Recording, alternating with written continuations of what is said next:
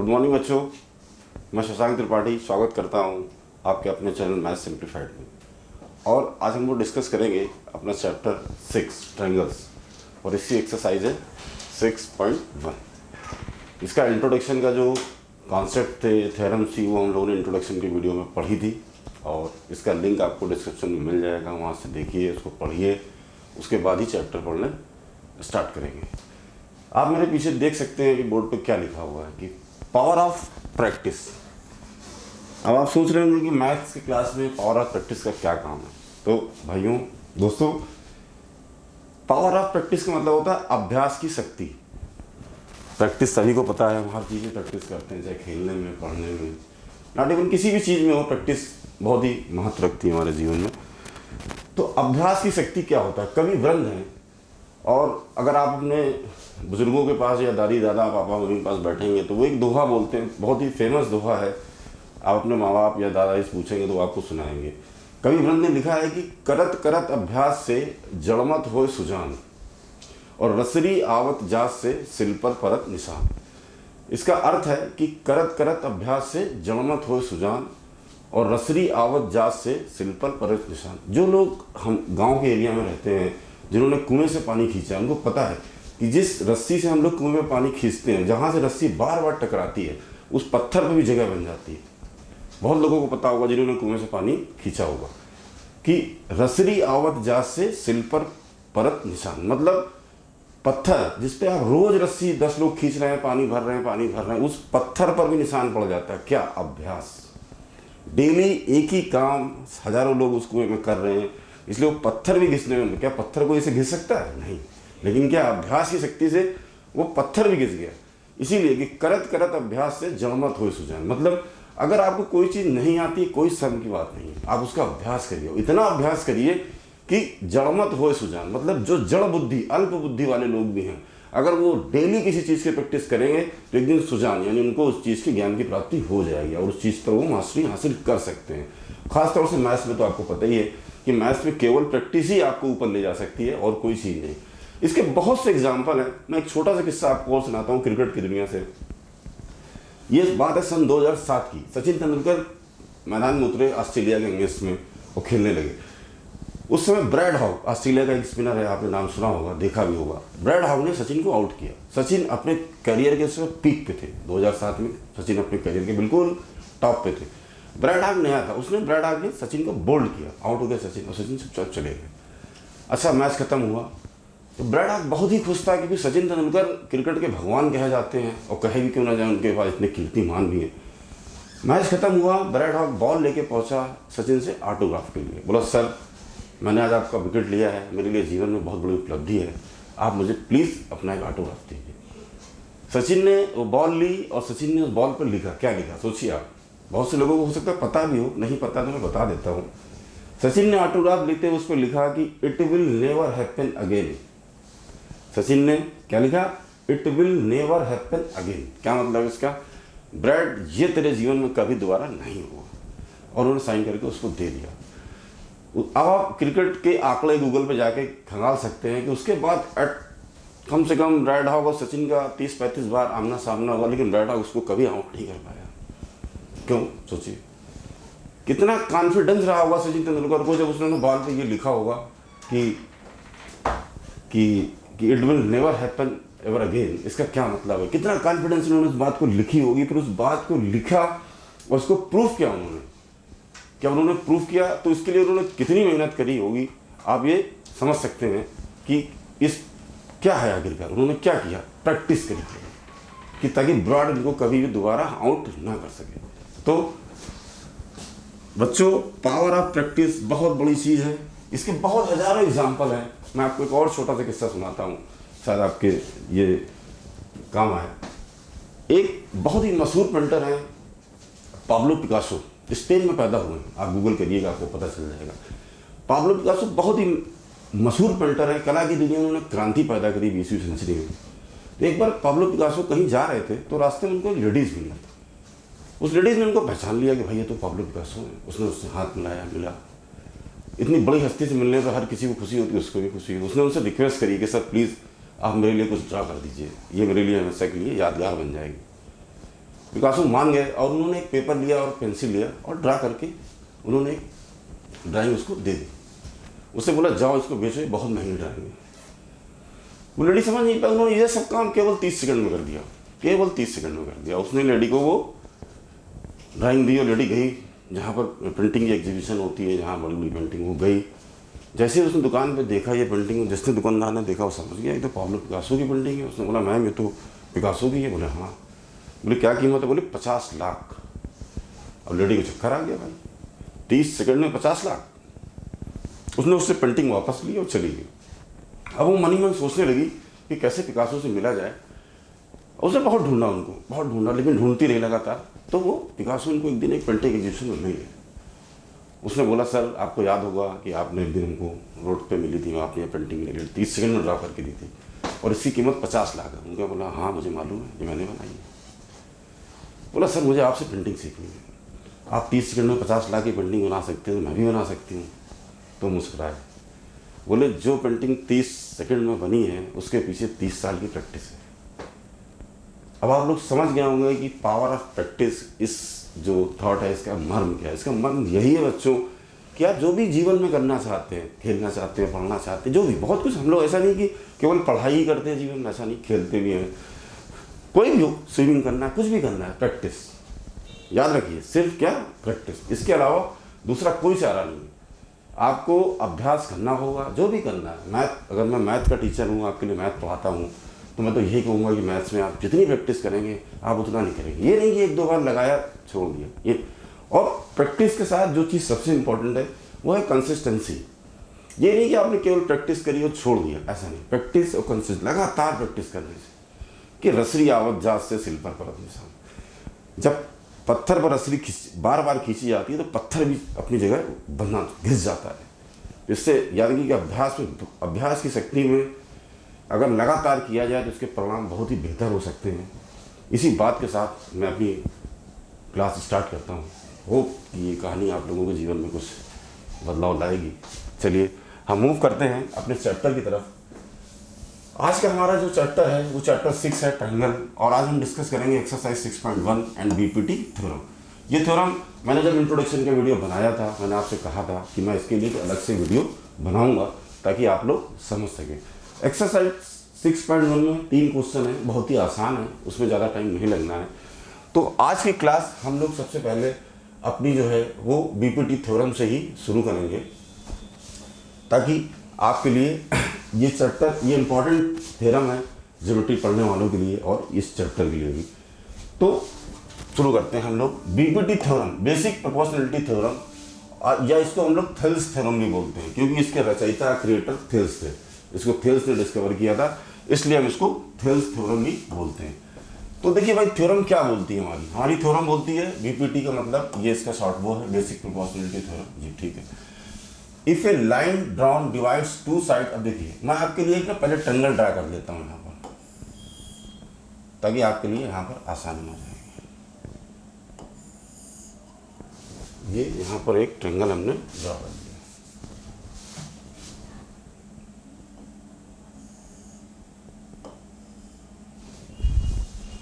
ये मैंने ट्रायंगल डाल कर लिया। देखिए if a line drawn divides two sides of a triangle. अब यहीं पर लाइन का पूरा ये थ्योरम है, ये इसकी स्टेटमेंट है, यही हमको मैथमेटिकल तरीके से इसको प्रूव करना है। तो ये क्या बोलती है, if a line drawn divides two sides. अब मैं इसको यहाँ पर इसके नॉमिनेशन कर देता हूँ, ये इसके वर्टिसेस हैं A B C. If a line drawn divides two sides of the triangle at the, ये देखिए एक लाइन हमने यहाँ पर खींची, ये देखिए इस लाइन ने इस ट्रायंगल की दो साइड को डिवाइड कर दिया, ये देखिए ये जो, अब अगर हम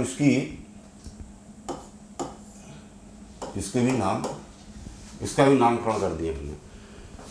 ये एक ट्रायंगल है एबीसी, इसमें हमने एक लाइन खींची डी, जिसने ट्रायंगल की दो साइड,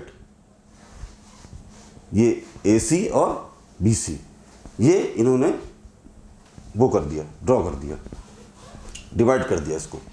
एक लाइन ड्रॉ करी, if a line drawn divides two sides of a triangle, line draw करी किसने, दो साइड में, दो साइड को इसने यहाँ पे डिवाइड कर दिया in the same ratio, then the line is parallel to third side, यानी ये जो लाइन होगी ये यहाँ पर हमारी इसके पैरेलल होगी। मैं इसके नॉमिनेशन को चेंज कर देता हूँ ताकि करने में आसानी रहेगी। ये ए, ये बी और ये सी, ठीक है। तो ये ट्रायंगल है ए बी सी, गिवन क्या है हमको, ट्रायंगल ए बी सी, ठीक है। इसमें हमने एक लाइन ड्रॉ करी जो दो साइड, ट्रायंगल की दो साइडों को सेम रेशियो में बांट देती है और वो तीसरी साइड के पैरेलल होती है। क्या होती है, पैरेलल होती है। तो ये हमको दिया है B C parallel to D, ये हमारी पैरेलल, ये हमको गिवन है। लाइन स्टेटमेंट यही बोलती है, वो हमने लिखा if a line drawn divides two sides of a triangle in the same ratio then the line is a parallel to third side, ठीक है भाई। ये ट्रायंगल थी, इसने ये बांटा, ये इसके पैरेलल हो गए, ठीक है। ये हमें गिवन है। अब हमें प्रूफ क्या करना है, प्रूफ क्या करना है हमको कि ये जो लाइन है, लाइन क्या है ए बी, इसको पॉइंट यहाँ डी ने डिवाइड कर दिया, ए सी को ई में डिवाइड कर दिया। तो जो भी हमारी लाइन है वो एक रेशियो में होगी, वो एक तो वही हमें प्रूफ करना है। यानी कि हमें क्या प्रूफ करना है, A D upon D B is equal to A E upon ये है ई सी, ये हमें प्रूफ करना है प्रूफ। थ्योरम यही बोलती है ना कि अगर कोई हम लाइन ड्रॉ करते हैं किसी ट्रायंगल में तो वो दो लाइन को, दो ट्रायंगल की साइड को डिवाइड करती है, वो एक सेम रेशियो में होगी और ये इसके पैरेलल होगी। तो हमें जो गिवन था वो ट्रायंगल एबीसी था और जो दो पैरेलल लाइन है वो ये पैरेलल है। अब हमें प्रूफ ये करना है कि ये जो लाइन है ए बी, इसको दो भाग में बांट दिया गया, ए डी और बी डी, और ये ए ई और ए सी, ये हमको प्रूफ करना है। तो अब हमें प्रूफ करने के लिए क्या क्या मटेरियल चाहिए, मटेरियल हमको मिल चुका है कि हमें क्या क्या यहाँ पर प्रूफ करना। तो अब हम चलते हैं अपने इसकी तरफ कि हमें ये क्या प्रूफ करना है, ये हमने आपको बता दिया। अब कैसे प्रूफ करना है ये चलते हैं हम। देखो प्रूफ करने के लिए हमें क्या निकालना होगा, एरिया ऑफ अ ट्रायंगल निकालना होगा। ये ध्यान रखना, क्या निकालना है हमको, इसके एरिया ऑफ अ ट्रायंगल निकालना है। और थोड़ी सी हमें इसमें कंस्ट्रक्शन करनी पड़ेगी। कंस्ट्रक्शन का मतलब कि इस ट्रायंगल को हमें थोड़ा सा यहाँ पर कंस्ट्रक्ट करना पड़ेगा। ये जो पॉइंट है इन दोनों को हम मिला देते हैं, बी सी, और इसको भी हम यहाँ पर मिला देते हैं। तो यहाँ पर आप लिख सकते हैं कि ज्वाइन, ये हमने क्या किया, ये हमने यहाँ पर बी ई और सी डी को हमने ज्वाइन किया। और एक छोटी सी चीज़ और भी करना पड़ेगा, हमें परपेंडिकुलर भी ड्रॉ करने पड़ेंगे, तो तभी हमें पता चलेगा। क्योंकि देखो एरिया, जो ट्रायंगल के एरिया का फार्मूला क्या होता है कि अगर एरिया ऑफ अ ट्रायंगल क्या होता है, area of a triangle half base into height. अब हमें हाइट कैसे पता चलेगी इसमें, इसके लिए हमें क्या करना पड़ेगा, यहाँ पर हमें दो परपेंडिकुलर यहाँ पर हमें ड्रा करने पड़ेंगे। ये हमारा होगा, ये परपेंडिकुलर है और दूसरा जो है हमारा ये एक परपेंडिकुलर है। तो इसका हम नाम देते हैं, इसको n देते हैं और इसको m देते हैं, ठीक है। ये ड्रा कर, ये हमको इतना कंस्ट्रक्शन मतलब जो बनाना पड़ेगा, हमको रिकंस्ट्रक्ट करना पड़ेगा। हमको एक ट्रायंगल दिया था, हमने दो लाइनें यहाँ पर ज्वाइन कर दी इसकी, और ये दो परपेंडिकुलर हमने यहाँ पर ड्रा कर लिया। तो जो हमने परपेंडिकुलर ड्रा किया, क्या देखिए परपेंडिकुलर क्या होता है, बेस पर जो 90 डिग्री का एंगल बना है, हमेशा ध्यान रखना, ट्रायंगल के बेस पर जो 90 डिग्री का एंगल बना है वही परपेंडिकुलर होता है। तो यहाँ पर हमने क्या परपेंडिकुलर डाल किया, ई एन, और किस पर ड्रा किया, बेस क्या है हमारा, ये देखिए ए डी। तो हमने यहाँ पर ये ड्रॉ किया। दूसरा इसी तरह हमने, अगर हम दूसरी की बात करें कि हमने दूसरा भी ड्रॉ किया, तो दूसरे का बेस क्या है, ए, इस पर हमने क्या ड्रा किया, डी एम। ये देखिए ए बेस है, इस पर ये 90 डिग्री, ये परपेंडिकुलर, इस बेस पर ये 90 डिग्री का एंगल बना रहा, तो ये परपेंडिकुलर, यानी दूसरा क्या होगा हमारा, ये डी एम परपेंडिकुलर किस पे है, ए ई पर। इतना काम हमने यहाँ पर कर लिया। अब हमें करना क्या है, अब हमें आगे चलना है इसके थ्योरम पे। अब हमें क्या करना है, इसका एरिया निकालना है। तो एरिया निकालने के लिए हमें ट्रायंगल चूज करना है। तो ट्रायंगल कैसे चूज करें, इसमें तो बहुत ट्रायंगल है, 1 2 3 4 5 6 7 8 ट्रायंगल है इसमें, तो 9 ट्रायंगल है। तो आपको कैसे पता कि किस ट्रायंगल का एरिया निकालना है, इसके लिए आपको देखना पड़ेगा, थ्योरम पर ध्यान देना पड़ेगा। थ्योरम क्या बोलती है कि जो लाइन हमने पैरेलल यहाँ पर ड्रॉ करी है, जिन दो साइडों को वो इंटरसेक्ट करती है ना, ए बी को करती है और ए सी को करती है, तो अब हमें क्या निकालना है, प्रूफ क्या करना है, AD अपॉन DB और AE अपॉन EC। तो हमें कोई ऐसा ट्रायंगल चूज करना होगा जिसमें हमको AD मिले। तो अगर आप पहले से देखेंगे तो यहाँ पर आपको ये ADE ये ट्रायंगल मिल रहा है। तो यहाँ पर हम क्या निकालेंगे, एरिया ऑफ ट्रायंगल ADE निकालेंगे, ये निकालेंगे। अब ट्रायंगल का फार्मूला क्या होता है, हाफ। अब इस ट्रायंगल में देखिए, अगर हमने इसको परपेंडिकुलर माना है तो हमारा बेस यही होगा, तो हाफ ये क्या होगा, बेस यानी कि AD। और परपेंडिकुलर क्या है, बेस पर कौन सी लाइन बना रही है, EN यही बना रही है, यानी यही हमारी हाइट होगी, तो ये हो गया ये। इसी तरह से दूसरा अब हम निकालेंगे एरिया ऑफ ट्रायंगल। अब हमें क्या करना है, हमें DB चाहिए, तो हमें क्या करना है, ये देखिए DB कहाँ पर आएगा, ये DB है, तो ये ट्रायंगल BDE, ध्यान दीजिएगा इसमें, थोड़ा इंपॉर्टेंट है, ध्यान से पढ़ना। हमें AD अपॉन DB निकालना है, यही प्रूफ करना है, तो हमें वैसे ट्रायंगल चूज करने पड़ेंगे जिसमें हमको ये मिले। तो एक तो हमने निकाल लिया ADE से, अब दूसरी ये होगी BDE से। तो एरिया ऑफ ट्रायंगल BDE, इसको हम डिवाइड करेंगे इसी तरह से, इसका भी हम निकालेंगे, तो हाफ इसका क्या होगा। अब इस पे देखिए क्या है, ट्रायंगल BDE, तो इसका बेस क्या होगा हमारा, इसका बेस होगा हमारा ये DB, या इसको हम BD भी लिख सकते हैं, ये BD इंटू इसका क्या होगा B, देखिए BDE पे अगर ये बेस है तो परपेंडिकुलर कहाँ बनना, इसी पे बनना ना, ये देखिए B, अगर हम पूरे ट्रायंगल को देखेंगे तो यही लाइन जो है, यही 90 डिग्री इसी बेस पर बन रहा है इस ट्रायंगल में, यहाँ से E पॉइंट से ये इंटरसेक्ट करते हुए बना रहा था, यहाँ नहीं, इसका भी जो भी हाइट होगी वो EN होगी। अब हम क्या करेंगे, जो कैंसिल हो सकता है उसको हम कैंसिल कर लेंगे, कर दिया हमने, ये EN और हाफ और हाफ कैंसिल हो गया, तो हमारे पास क्या बचा, AD अपॉन BD। जी मैं इसको DB लिखता हूँ, नहीं कन्फ्यूजन रहेगा हम लोगों को, इसलिए इसको मैं करेक्ट कर देता हूँ, ये AD अपॉन ये DB, यही बचा हमारे पास, इसको DB लिखना है BD कोई फर्क नहीं पड़ता। तो ये हमारा जो निकला, ये क्या निकला, हमारा फर्स्ट कंक्लूजन निकल गया। इसी तरह हमको अपना एक दूसरा कंक्लूजन भी निकालना है, भाई ये भी तो चाहिए हमको इसके लिए।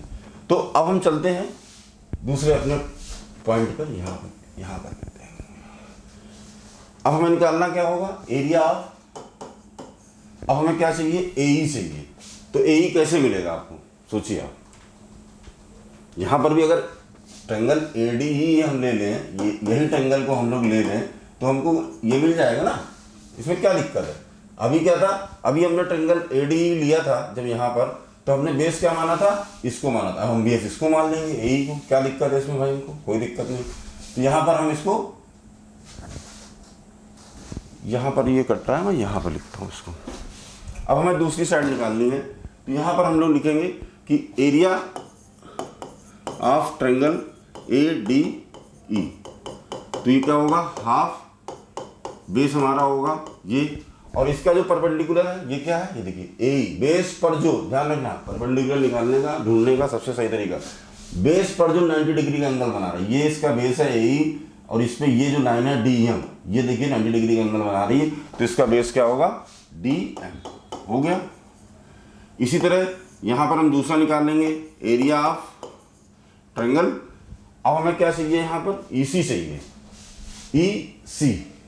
EC ये है, तो हम यहाँ से क्या लेंगे, ये वाला ट्रायंगल लेंगे, ये वाला, तभी हमको मिल पाएगा, नहीं ये तभी तो मिलेगा ट्रायंगल जो हमारा ये BEC लेंगे, तो इसमें हमको मिलेगा हाफ, इसका वेट क्या होगा EC, अगर इस पे लेंगे हम लोग EC, ये लेंगे बेस, तो हाइट, फिर वही बात आ गई, अगर ये ट्रायंगल लेंगे तो इस पर देखिए, यहाँ से अगर आप देखो, अगर हम ये ट्रायंगल लेते हैं BCE, इस पे ये हमारा परपेंडिकुलर है, तो ये हमारा यहाँ पर परपेंडिकुलर है, तो यहाँ से भी क्या कंक्लूजन निकला, ये कट गया, तो यहाँ से हमारे पास क्या निकला, AC AE अपॉन EC, ये हमारा कंक्लूजन निकला, ये हमारा कंक्लूजन सेकंड हो गया।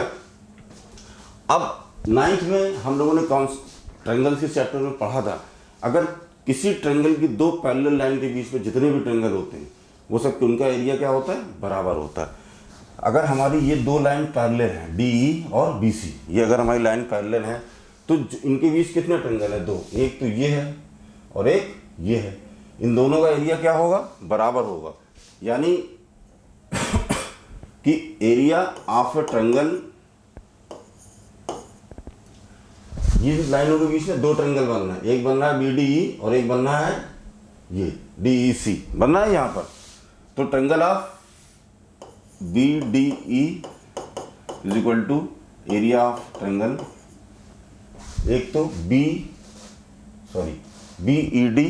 या BDE, बात एक ही है, उसको इसे भी कर सकते हैं, ये BDE और ये वाला हमारा CED, ये हमारा जो होगा ये हमारे बराबर होंगे, ये आपने पढ़ा है। तो आप यहाँ पर स्टेटमेंट भी आप लिखेंगे यहाँ पर कि एरिया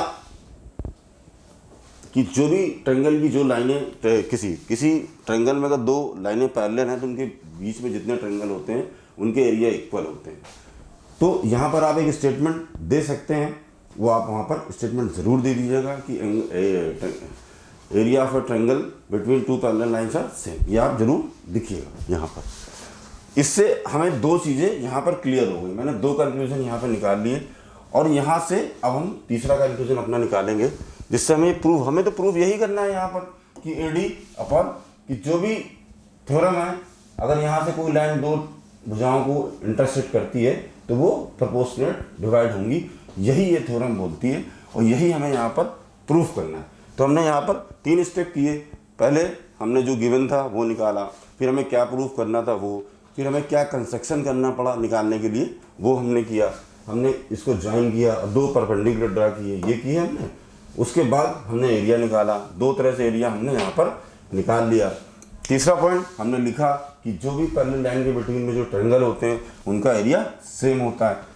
इसके बाद जो हमारा पहला कंक्लूजन था ये है, पहला सेम ऐसे लिख देंगे बिल्कुल कि area of triangle ADE and area of triangle BDE is equal to, क्या कंडीशन निकला हमारा, AD अपॉन DB। ये अब इसी तरह दूसरे में क्या निकला था। अब आपको यहाँ पर देखने वाली चीज सिर्फ इतनी है कि यहाँ पर जो हमने दो ये निकाले हैं कि जो BDE और ये जो हमारा CD की इक्वल है, बस इसी को इस जगह पर हमको रिप्लेस करना होगा और कुछ नहीं। जैसे रिप्लेस करेंगे तो ये हमारे दोनों बराबर हो जाएंगे।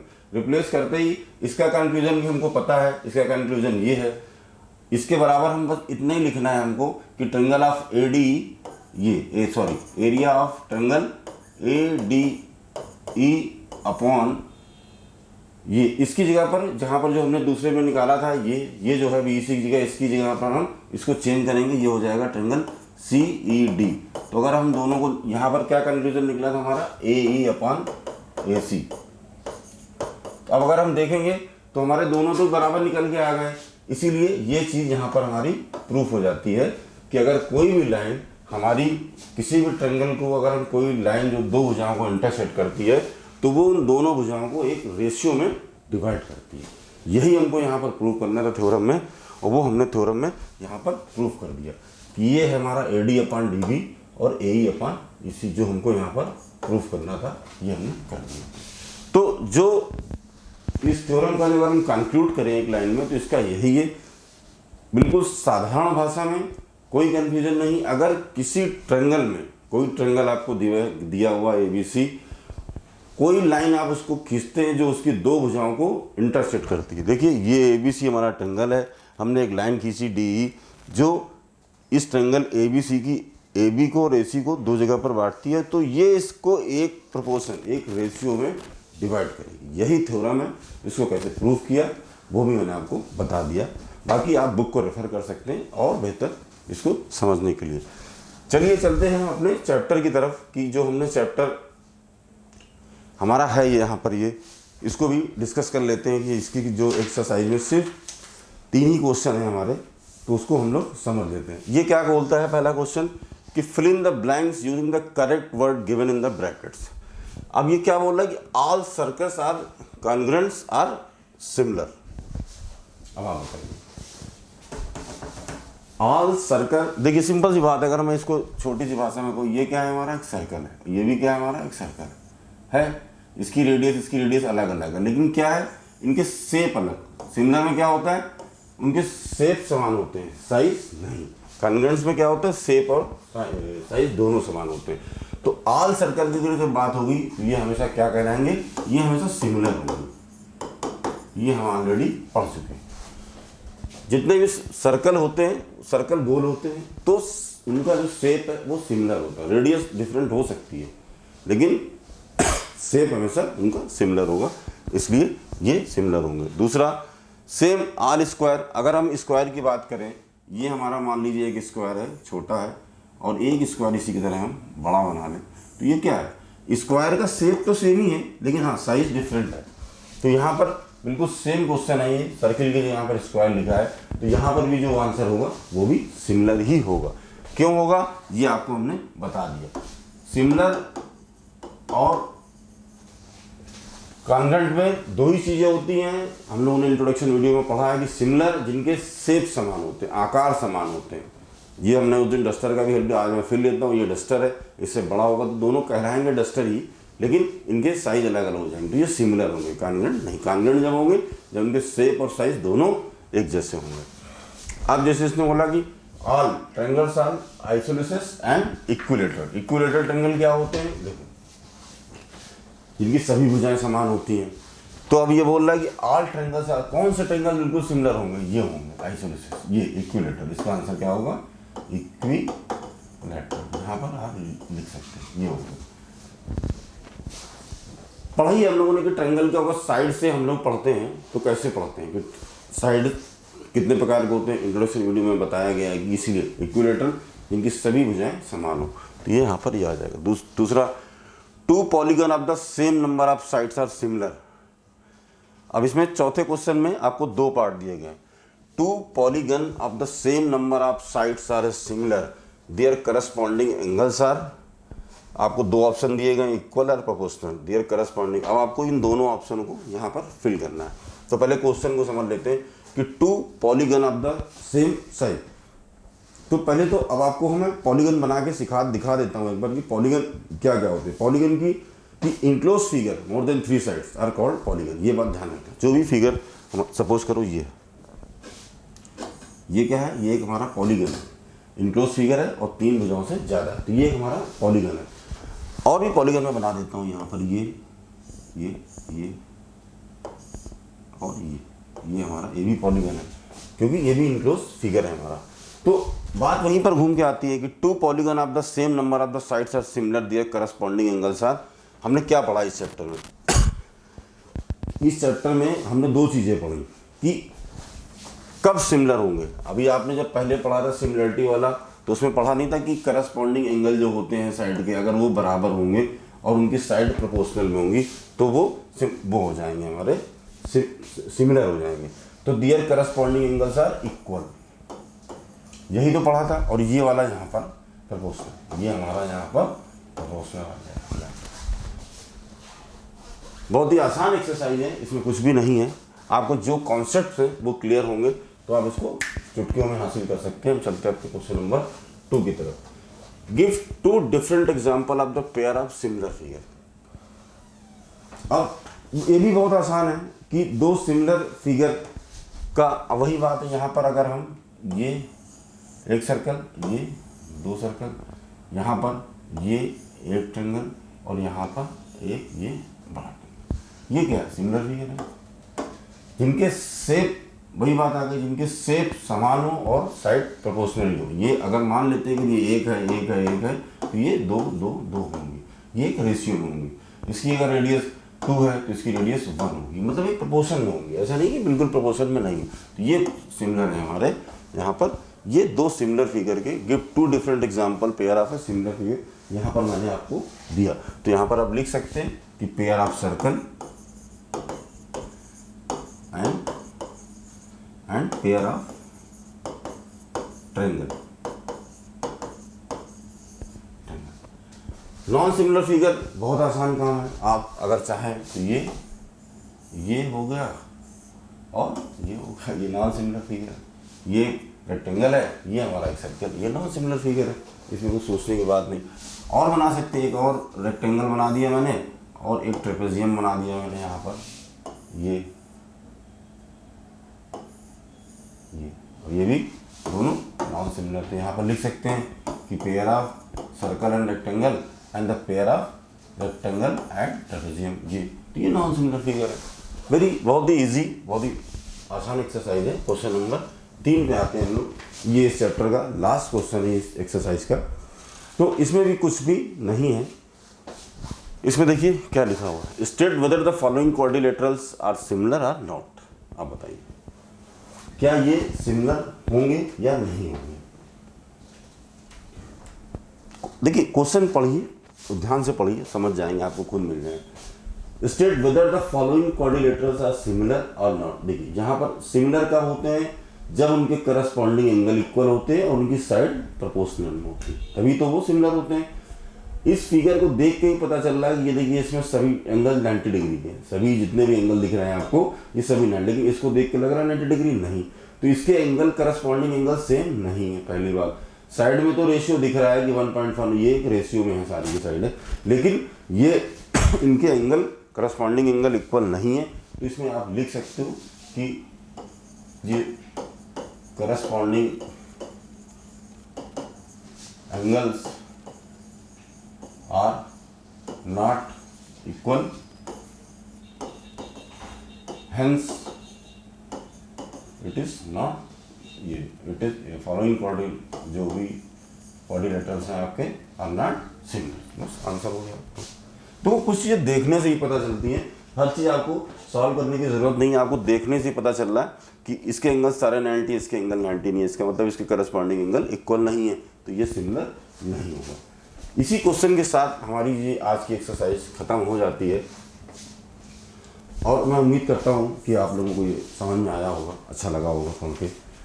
इसी उम्मीद के साथ मैं आपसे बोलता हूँ कि चैनल को सब्सक्राइब कीजिए और लाइक कीजिए और अपने दोस्तों को भी फॉरवर्ड कीजिए, ताकि सभी को पता चले कि इतनी इजी तरीके से, इतने अच्छे थॉट्स के साथ यहाँ पर मैथ पढ़ाई जाती है। आप लोग इसका पढ़िए। आज हम लोगों ने एक्सरसाइज 6.1 क्लियर की है, अगले वीडियो में हम लोग 6.2 क्लियर करेंगे।